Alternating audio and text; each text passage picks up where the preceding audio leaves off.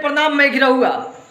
हम एक जोड़ी चाहते हैं जिनमें आज़ाद सिंह और प्यारे लाल कवि, जो दिनेश लाल यादव निरहुआ के बड़े भैया हैं, प्यारे लाल कवि, उनका गीत भक्ति आ रहा है। अब किस चैनल से आएगा मुझे मालूम नहीं है, आ रहा है। और दूसरा नम्र निवेदन होगा कि जब इतना लोग भक्ति के बात कर रहा है तो भैया भक्ति कम से कम 8 से 9 या 10 आना चाहिए। 30 को भक्ति देवी गीत नहीं आना चाहिए, क्योंकि मन नहीं लगता है 30-32 को भक्ति गाना। सावन में इतना हम लोग बोर हो गए थे, मज़ा नहीं आया। सावन में बहुत ही ज़्यादा बोर हो गए थे गाना सुन कर।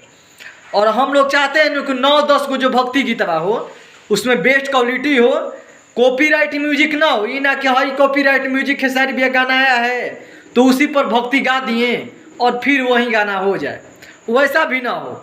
अगर वैसा भी कॉपीराइट म्यूजिक हो तो उसमें कुछ अलग चाहिए उसमें। यही मैं चाहता हूँ और यही फैन चाहते हैं भैया, और कुछ चाहते नहीं हैं। और आज़ाद सिंह प्यारे लाल कवि एक साथ आने का मतलब समझ रहे हो? मार्केट में एक तरफा राज करना।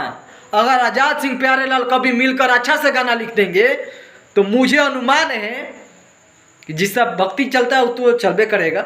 लेकिन आज़ाद सिंह प्यारे लाल कवि जब भी खेसारी लाल यादव जी के गाना लिख देते हैं, इसके मतलब बवाल, विस्फोटक, ये इतना तय है। और मान के चलिए कि तय हो गया है। ऐसे तो तमाम और राइटरों के आएंगे देवी गीत, देखते हैं कि कैसा होता है।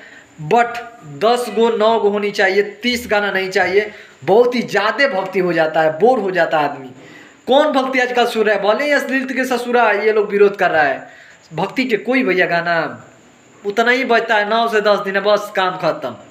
बट हम चलते हैं, फिर छठ आ जाएगा, कितना गाना भक्ति गाइएगा? तो 8 या 10 गो भक्ति, 3-4 गो छठ किया जाए, वो बड़ी बात हो जाती है।